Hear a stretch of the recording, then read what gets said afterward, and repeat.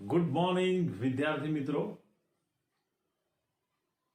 પ્રકરણ 6 માં આજના લેક્ચરમાં આપણે એન્થાલ્પીનો આગળ વધારે અભ્યાસ કરીશું. શીખીશું આજે ઉષ્મા રાસાયણિક સમીકરણ.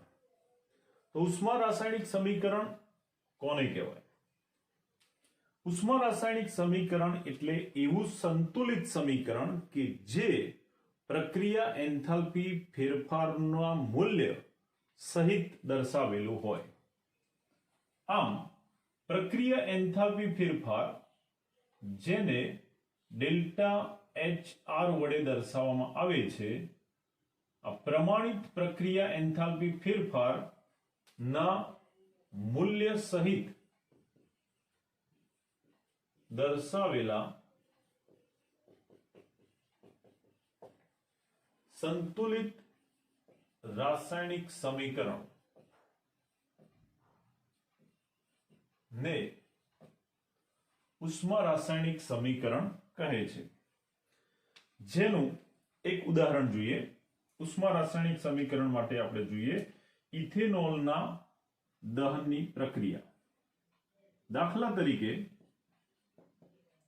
ઇથેનોલ C2H5OH જે પ્રવાહી અવસ્થામાં હોય, ઓક્સિજનની હાજરીમાં આ ઇથેનોલ દહન પામે ત્યારે એમાં થતી રાસાયણિક પ્રક્રિયાથી ઇથેનોલ જે પ્રવાહી છે, ઓક્સિજન વાયુ સાથેની રાસાયણિક પ્રક્રિયાથી ઇથેનોલમાં રહેલો કાર્બન ઓક્સિજન સાથે દહન પ્રક્રિયાથી કાર્બન ડાયોક્સાઇડ વાયુ સ્વરૂપે અને હાઇડ્રોજન પરમાણુ ઓક્સિજન સાથે દહનથી H2O સ્વરૂપે દૂર થાય છે નિપજ ઘટક તરીકે. આ પ્રક્રિયા માટેનો જે એન્થાલ્પી ફેરફાર છે ડેલ્ટા HR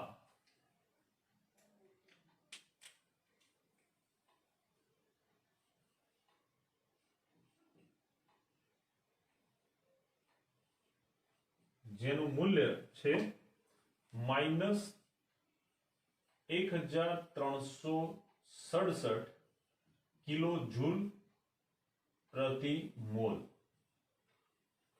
ઉષ્મા રાસાયણિક સમીકરણમાં પ્રક્રિયા એન્થાલ્પી જેનું મૂલ્ય કિલો જૂલ પ્રતિ મોલ એકમમાં હોય છે, કારણ કે આ એક મોલ પદાર્થ માટે દર્શાવેલ છે. આમ એક મોલ પદાર્થના રાસાયણિક પ્રક્રિયા સમીકરણ જે સંતુલિત હોય, અત્યારે આપણે જોઈએ કે આ સમીકરણ એ પ્રક્રિયા સમીકરણ છે પણ સંતુલિત નથી. તો સંતુલિત સમીકરણ કરવા માટે પ્રક્રિયક અને નિપજ બાજુ પરમાણુની સંખ્યા સમાન થાય એ રીતે યોગ્ય સહગુણકથી આને ગુણી દઈએ. જેમ કે પ્રક્રિયકમાં કાર્બન 2 એટલે નિપજ તરફ કાર્બન પરમાણુ સંતુલિત કરવા આગળ 2 વડે ગુણીશું. એ જ પ્રમાણે પ્રક્રિયકમાં હાઇડ્રોજન 5 અને 6 હાઇડ્રોજન જેને નિપજ બાજુ સંતુલિત કરવા 3 વડે ગુણીશું. તો આ 3 દુ 6 હાઇડ્રોજન નિપજ બાજુ પણ સંતુલિત થશે. હવે ઓક્સિજન જોઈએ તો પ્રક્રિયકમાં ઓક્સિજનનો 1 અને આ 2 પરમાણુ છે.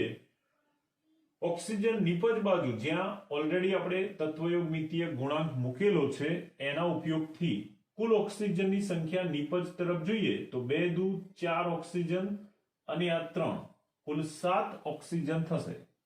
આ 7 ઓક્સિજનમાંથી અહીંયા આપણે કાર્બનને હાઇડ્રોજનને સંતુલિત કરેલો છે, એટલે આને કોઈ ગુણક વડે ગુણીશું નહીં. નહીતર શું થાય, કાર્બન હાઇડ્રોજન દરેકના મૂલ્ય ફરીથી બદલાઈ જાય. તો 7 ઓક્સિજન 4 અને 3 7 ઓક્સિજન સંતુલિત કરવા આને છોડીને અહીંયા સહગુણક મૂકીશું. તો આ 1 એટલે હવે બાકી રહેશે 6 જેને સંતુલિત કરવા અહીંયા 3 વડે ગુણતા હવે આ રાસાયણિક પ્રક્રિયા સમીકરણ સંતુલિત થશે. અને એના પ્રક્રિયા એન્થાલ્પીનું મૂલ્ય એ તો ઓલરેડી અહીંયા લખેલું જ છે. આમ જ્યારે કોઈ રાસાયણિક પ્રક્રિયા એને સંતુલિત સમીકરણ સ્વરૂપે દર્શાવવામાં આવે, એની પ્રક્રિયા એન્થાલ્પીના પ્રમાણિત મૂલ્ય સહિત ત્યારે આ સમીકરણને ઉષ્મા રાસાયણિક સમીકરણ કહે છે। ઉષ્મા રાસાયણિક સમીકરણમાં બે બાબત અગત્યની હોય। એક, સમીકરણ સંતુલિત કરવા દરેક જે પદ હોય પરમાણુઓની સંખ્યા બંને બાજુ સમાન કરવા યોગ્ય સહગુણક વડે એને ગુણવા પડે, જે એના તત્વયોગમિતીય ગુણાંક અથવા મોલ સંખ્યા દર્શાવે। આગળ કશું નથી દર્શાવ્યું તો એના મોલ 1 મોલ થશે। એ સિવાય દરેક તત્વની આગળ કે સંયોજનની આગળ દર્શાવેલી સંખ્યા એ જે તે તત્વ કે સંયોજનની મોલ સંખ્યા દર્શાવે છે। જો સંતુલિત સમીકરણ હશે તો પ્રક્રિયક અને નિપજ બંને બાજુ દરેક પ્રકારના પરમાણુની સંખ્યા સમાન થશે અને આ પ્રક્રિયા માટે પ્રક્રિયા એન્થાલ્પીનું પ્રમાણિત મૂલ્ય પણ જોડે દર્શાવવાનું રહેશે। હવે એક બીજા ઉદાહરણથી આપણે જોઈએ પ્રમાણિત સર્જન એન્થાલ્પી। જો જુદા જુદા સંયોજનો માટે આપેલી હોય તો એના પરથી આપણે બીજા પણ કેટલાક મૂલ્ય મેળવી શકીએ। જેમ કે એક ઉદાહરણ જોઈએ Fe2O3 જેને કહેવાય આયર્ન ઓક્સાઇડ। Fe2O3 જે ફેરિક ઓક્સાઇડ થશે એની હાઇડ્રોજન સાથે થતી પ્રક્રિયા, હાઇડ્રોજન વાયુ સાથેની પ્રક્રિયાથી આ જે ફેરિક ઓક્સાઇડ છે એનું Fe માં રિડક્શન થાય છે અને ઓક્સિજન હાઇડ્રોજન સાથે જોડાઈને H2O સ્વરૂપે દૂર થાય છે।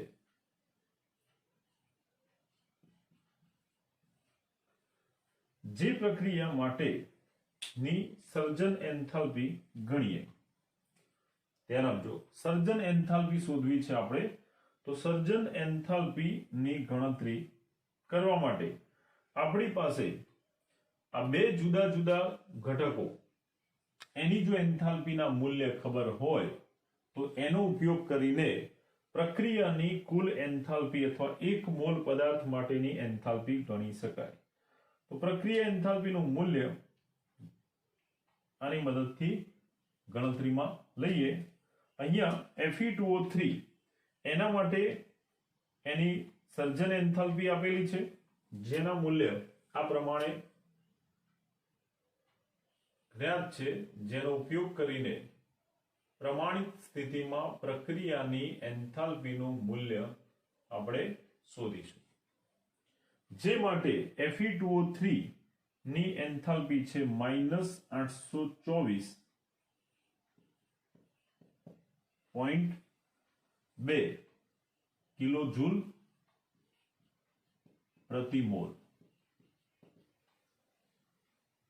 જ્યારે H2 હાઇડ્રોજન એ તત્વ છે। કોઈ પણ તત્વની પ્રમાણિત અવસ્થામાં એન્થાલ્પીનું મૂલ્ય હંમેશા 0 ગણવું, જે આપણે આગળ શીખી ગયા। એ જ પ્રમાણે આયર્ન એ પણ પ્રમાણિત સ્વરૂપ એના ઘન સ્વરૂપમાં છે। પ્રમાણિત સ્વરૂપમાં તત્વની પ્રમાણિત એન્થાલ્પીનું મૂલ્ય પણ 0 ગણવામાં આવે છે। તો આ બંને તત્વ હોવાથી અને પ્રમાણિત સ્વરૂપમાં હોવાથી એની એન્થાલ્પીનું મૂલ્ય 0 લઈશું। Fe2O3 માટે સર્જન એન્થાલ્પીનું મૂલ્ય આપેલું છે ડેલ્ટા HF ફોર Fe2O3, જે મૂલ્ય આપેલું છે -824.2 કિલોજૂલ પ્રતિ મોલ, જ્યારે H2O એના માટેનું મૂલ્ય જે છે -285.83 કિલોજૂલ પ્રતિ મોલ।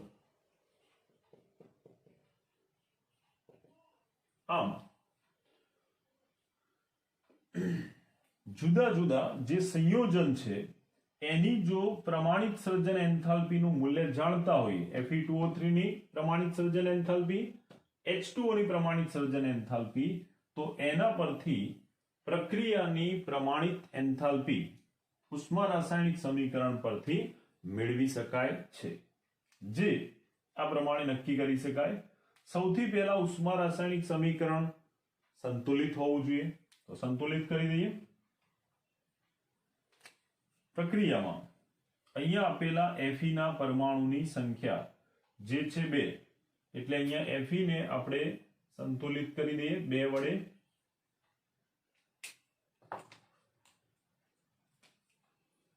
Fe ના પરમાણુ 2 મૂકી દઈએ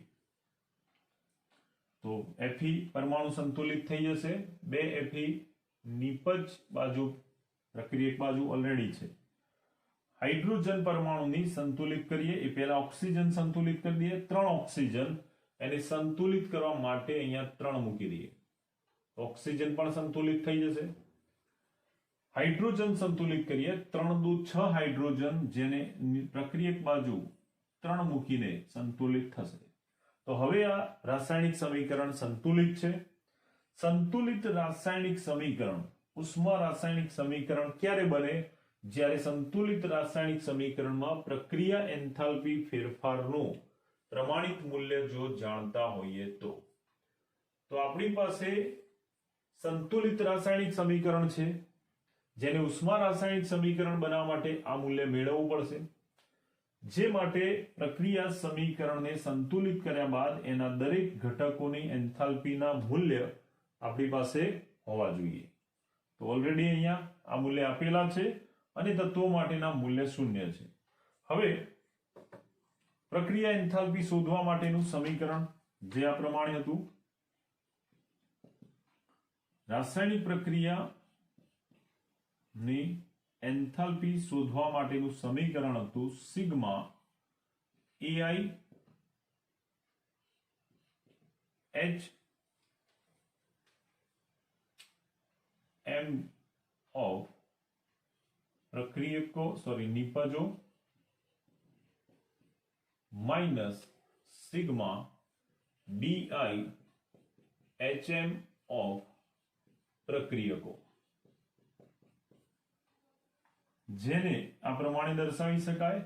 નિપજોમાં આપેલા બધા જ ઘટકોના એન્થાલ્પીનો સરવાળો. નિપજોમાં કયા કયા ઘટક છે તો એને લખી દઈએ સરવાળા સ્વરૂપે 2 into delta H of Fe plus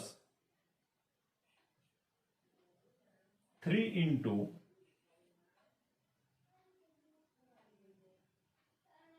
delta H of H2O.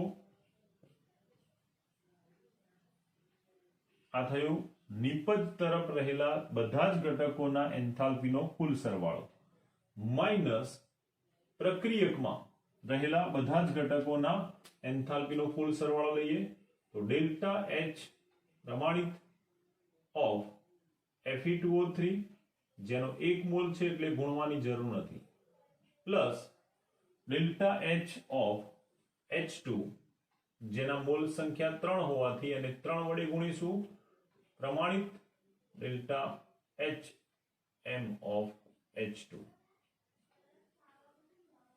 હવે Fe એ તત્વ છે જેની પ્રમાણિત એન્થાલ્પીનું મૂલ્ય 0 હતું, માટે 2 વડે એને ગુણવાથી એ પણ 0 થશે. 3 into H2O, H2O ના 1 મોલ માટેની એન્થાલ્પી જે છે -285.83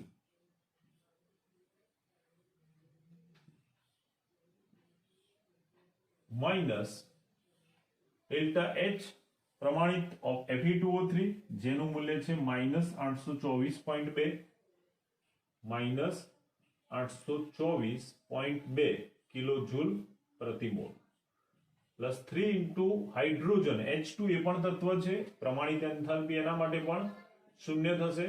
હવે સાદુરૂપ આપીએ તો આ 0 થઈ જશે અને આ બંનેનો ગુણાકાર કરતા મૂલ્ય એનું મળશે -857.5. આ બંનેનો ગુણાકાર મળે છે -857.5 માઇનસ અહીંયા આપેલું મૂલ્ય આ 0 થઈ જશે, આ મૂલ્ય જે માઇનસ હતું એ માઇનસ માઇનસ પ્લસ થઈ જશે એટલે પ્લસ 824.2 બંને કિલો જૂલ એકમમાં જ આપેલા છે, બંનેની નિશાની વિરુદ્ધ છે, માઇનસ અને પ્લસ, એટલે બંને વચ્ચે બાદબાકી થશે, તફાવત થશે અને પરિણામે આ બંનેનો તફાવત લેતા મૂલ્ય મળે છે -33.3 કિલો જૂલ પ્રતિ મોલ, જે આપેલા ઉષ્મા રાસાયણિક સમીકરણ એમાં રહેલા દરેક ઘટકોની એન્થાલ્પી સર્જન એન્થાલ્પી પ્રમાણિત સર્જન એન્થાલ્પીના મૂલ્યનો સરવાળો બાદબાકી કરીને મેળવવામાં આવે છે। તો આ રીતે આ થશે પ્રમાણિત પ્રક્રિયા એન્થાલ્પી, જેનું મૂલ્ય મળે છે -33.3 કિલો જૂલ પ્રતિ મોલ। જે મૂલ્ય અહીંયા મૂકતા હવે આ સંતુલિત સમીકરણની પ્રક્રિયા એનું પ્રમાણિત પ્રક્રિયા એન્થાલ્પીનું મૂલ્ય કિલો જૂલ પ્રતિ મોલમાં મૂકવાથી હવે આ જે સમીકરણ છે, આ પ્રક્રિયા સમીકરણ એ ઉષ્મા રાસાયણિક સમીકરણ થશે, જ્યારે એની પ્રક્રિયા એન્થાલ્પીના પ્રમાણિત મૂલ્ય સહિત સંતુલિત સમીકરણ લખીએ ત્યારે। ઓકે, તો આ પ્રમાણે કોઈ પણ રાસાયણિક પ્રક્રિયા આપેલી હોય તો એનું સમીકરણને સંતુલિત કરવાનું રહેશે। સંતુલિત કર્યા પછી એમાં રહેલા દરેક પ્રક્રિયક અને નિપજ ઘટકોના પ્રમાણિત સર્જન એન્થાલ્પીના મૂલ્યો પરથી પ્રક્રિયા એન્થાલ્પી શોધી શકાય, અથવા પ્રક્રિયા એન્થાલ્પીનું કુલ મૂલ્ય આપેલું હોય અને આપેલા બધા જ ઘટકોમાંથી કોઈ એક ઘટકની સર્જન એન્થાલ્પી શોધવી હોય તો એ પણ આ સૂત્રની મદદથી નક્કી કરી શકાય છે। છેલ્લે જવાબ એકમ સહિત લખવાનો, જેથી માર્ક્સ કપાય નહીં, પૂરા માર્ક્સ મેળવી શકાય। Okay,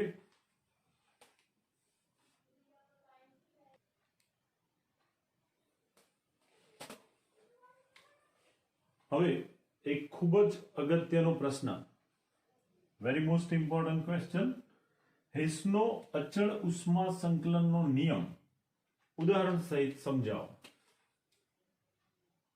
it's very most important, ધ્યાન આપજો। હેસ નામના વૈજ્ઞાનિકે એક નિયમ આપ્યો, ખાસ કરીને એવી પ્રક્રિયાઓ કે જે એક કરતા વધુ તબક્કામાં થતી હોય। આપણે આગળ જોઈ ગયા કે એન્થાલ્પી જે એક અવસ્થા વિધેય છે એ પ્રણાલીમાં પ્રારંભિક કે અંતિમ અવસ્થાના તબક્કાઓ પર આધાર રાખતી નથી।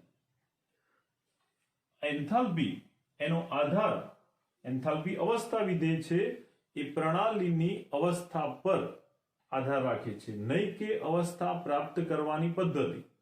એટલે જો કોઈ પ્રક્રિયા એક કરતા વધુ તબક્કામાં થતી હોય તો પણ પ્રક્રિયાની જે કુલ એન્થાલ્પી છે એ એન્થાલ્પીના મૂલ્યમાં કોઈ બદલાવ આવતો નથી।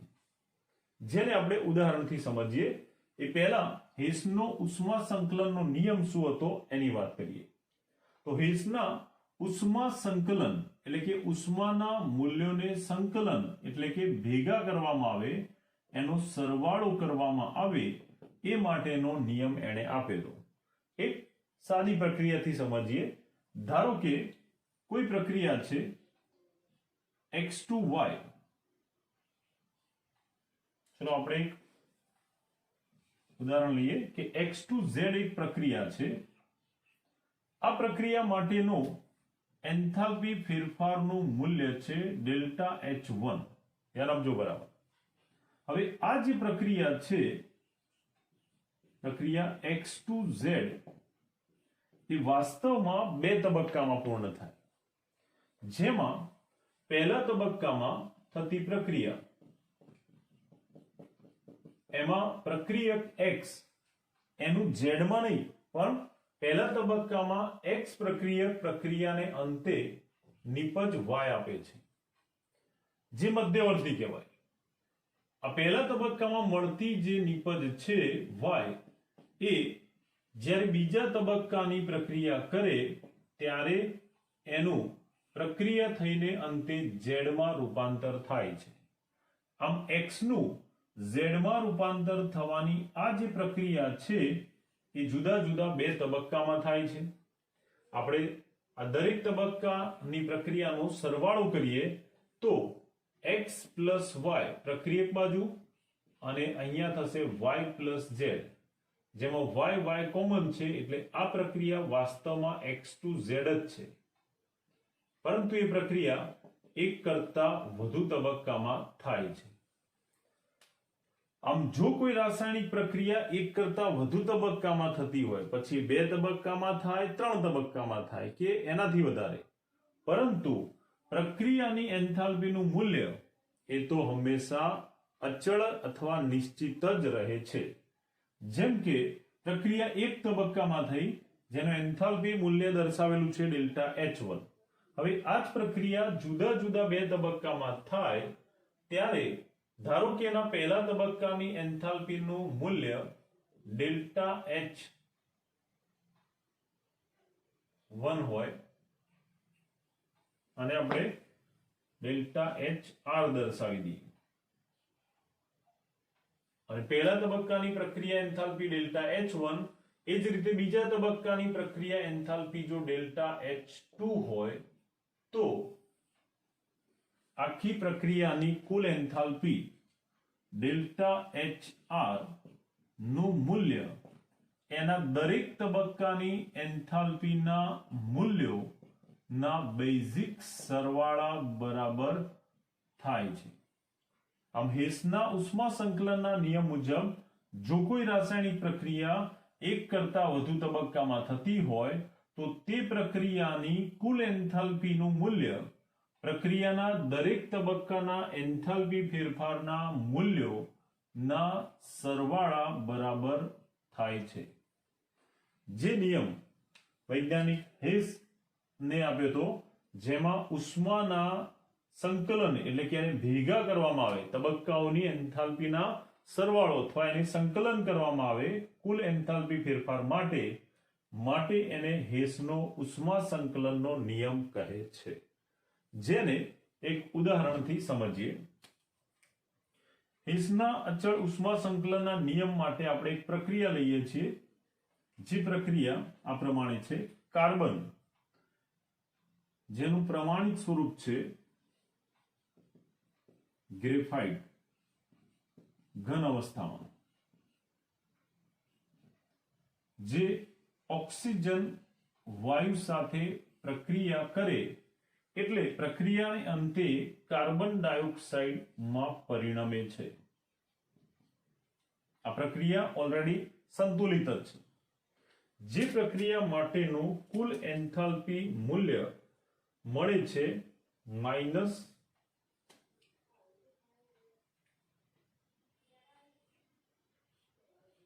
આ પ્રક્રિયાનો કુલ એન્થાલ્પી ફેરફાર મળે છે -393.5 કિલોજૂલ પ્રતિ મોલ. આટલું એન્થાલ્પી ફેરફારનું મૂલ્ય મળે છે.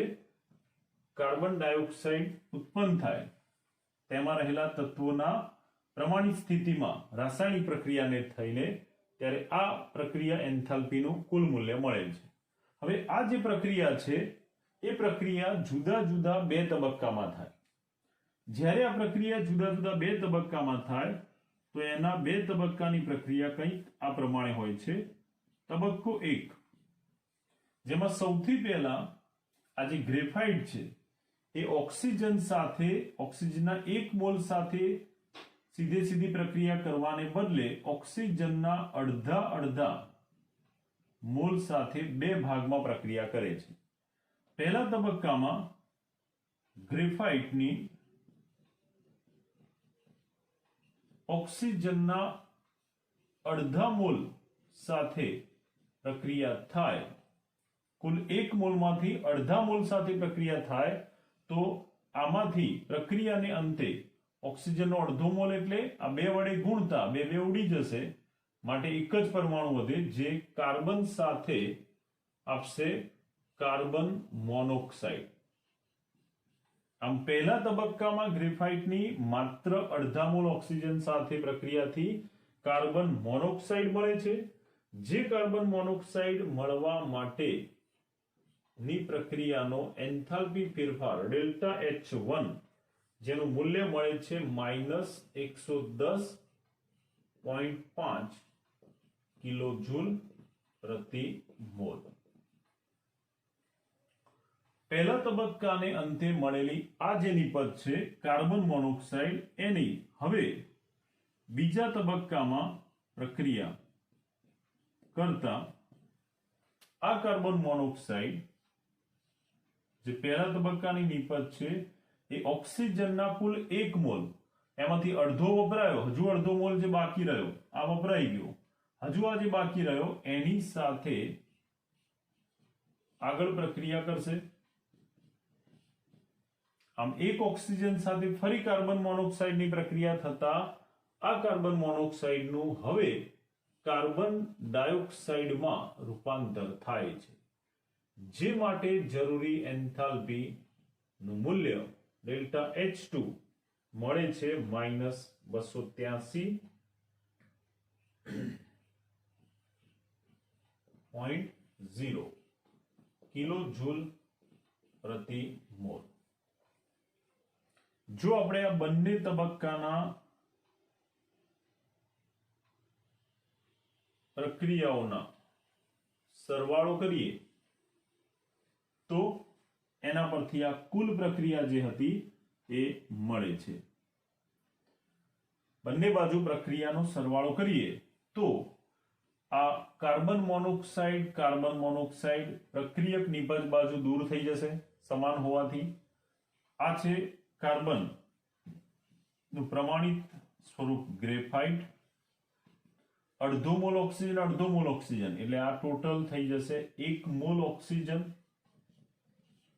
અને અહીંયા બાકી રહેશે નિપજમાં કાર્બન ડાયોક્સાઇડ, જેથી અહીંયા પ્રક્રિયાની કુલ એન્થાલ્પીનું મૂલ્ય મળશે. આ બંનેના એન્થાલ્પીના મૂલ્યનો સરવાળો કરીએ delta H1 plus delta H2 જે મૂલ્ય અહીંયા આપેલા હતા તો એનો સરવાળો ડેલ્ટા H1 જેની કિંમત હતી -110.5 કિલોજૂલ, ડેલ્ટા H2 જેની કિંમત હતી -283, જે બંનેનો સરવાળો કરતા એનું મૂલ્ય મળે છે -393.5 કિલોજૂલ પ્રતિ મોલ. આમ પ્રક્રિયાની કુલ એન્થાલ્પી નું મૂલ્ય જે હતું એ એના જુદા જુદા તબક્કાઓની એન્થાલ્પી ફેરફારના સરવાળા બરાબર થાય છે. પ્રક્રિયાની કુલ એન્થાલ્પી નું મૂલ્ય તેના જુદા જુદા તબક્કાઓની એન્થાલ્પીના મૂલ્યોના સરવાળા બરાબર થાય છે, જે હેસનો નિયમ કહેવાય છે. તો અહીંયા આપણે જોઈએ કે પ્રક્રિયા એક તબક્કામાં થાય કે જુદા જુદા તબક્કામાં પ્રક્રિયાની કુલ એન્થાલ્પીનું મૂલ્ય તો એક સરખું જ મળે છે. હવે આ જે હેસનો નિયમ હતો એના નિયમની ઉપયોગિતા કે કોઈ રાસાયણિક પ્રક્રિયા આપેલી છે તો એ રાસાયણિક પ્રક્રિયામાં ભાગ લેતા જુદા જુદા જે ઘટકો છે, પ્રક્રિયાને અંતે ઉત્પન્ન થતા ઘટકો જે છે, આવા જુદા જુદા ઘટકોની એન્થાલ્પીના મૂલ્ય જો આપેલા હોય, તબક્કાઓની એન્થાલ્પીના મૂલ્ય આપેલા હોય તો એના સરવાળા બાદબાકી ઉપરથી કુલ પ્રક્રિયા એન્થાલ્પીનો ફેરફાર શોધી શકાય છે. તો ટૂંકા પ્રશ્ન તરીકે હેસના નિયમની ફલશ્રુતિ અથવા ઉપયોગિતા આ પ્રમાણે યાદ રાખવાની રહેશે. હેસના નિયમનો ઉપયોગ શેના માટે કરી શકાય? તો કેટલાક ઉષ્મા રાસાયણિક સમીકરણો, કેટલાક આવા ઉષ્મા રાસાયણિક સમીકરણોના સરવાળા બાદબાકી કરીને પ્રક્રિયાની માપી ન શકાતી હોય એવા કેટલાક ઉષ્મા ફેરફારના મૂલ્ય ગણી શકાય છે. આમ કેટલાક એવા ઉષ્મા ફેરફારના મૂલ્ય આ નિયમની મદદથી ગણી શકાય છે, જેનો આપણે દાખલામાં પણ ઉપયોગ જોઈશું. ઉષ્મા ફેરફારના માપી ન શકાય તેવા મૂલ્યો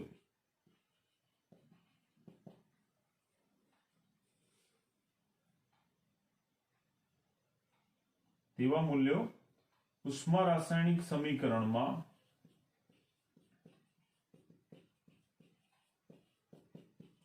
ઉષ્મા રાસાયણિક સમીકરણનો સરવાળો બાદબાકી જેવી ક્રિયા દ્વારા મેળવી શકાય છે.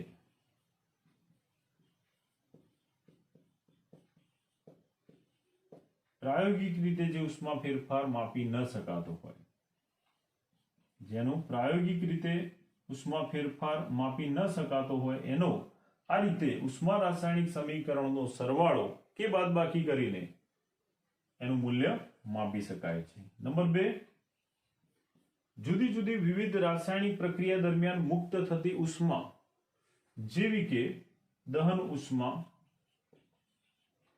કોઈ પણ પદાર્થનું દહન થાય તો એ દરમિયાન ઉત્પન્ન થતી દહન ઉષ્મા, ત્યાર પછી સર્જન ઉષ્મા અથવા સર્જન એન્થાલ્પી જેને કહેવાય, એસિડ બેઝ વચ્ચે થતી પ્રક્રિયાથી ઉત્પન્ન થતી તટસ્થીકરણ ઉષ્મા વગેરે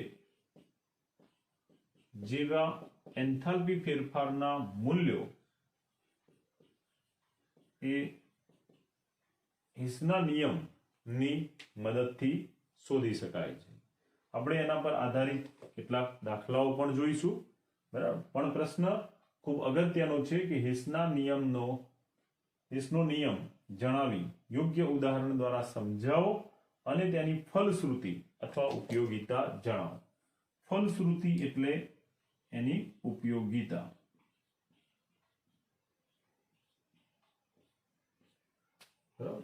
તો ખૂબ સહેલો પ્રશ્ન છે અને બહુ અગત્યનો છે, તૈયાર કરી દેજો.